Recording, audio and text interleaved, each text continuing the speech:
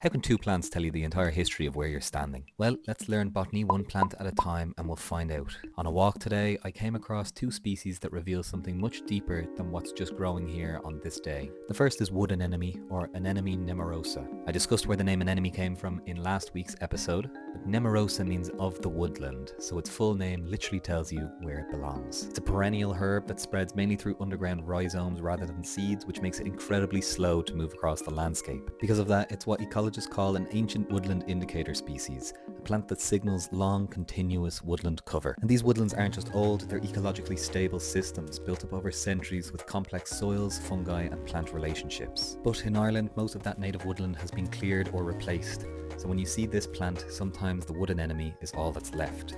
And the second plant that I saw today is the snake's head fritillary, or Fritillaria meleagris. The genus Fritillaria comes from the Latin fritillus, meaning dicebox, referring to its distinctive checkered pattern, while meleagris relates to a guinea fowl, another nod to that speckled appearance. It's a bulbous perennial adapted to seasonal flooding and low nutrient soils, which made it perfectly suited to traditional hay meadow systems. These meadows were managed in a very specific way. They were cut late for hay, lightly grazed and not fertilised, allowing a huge diversity of wildflowers to coexist. In places like the Thames Valley in the UK, this was an incredibly common plant and was cut for flowers up until World War II, when these fields were ploughed for food production. So much like the wood anemone, sometimes it's the last indicator of these habitats. That's two plants down, thousands more to go.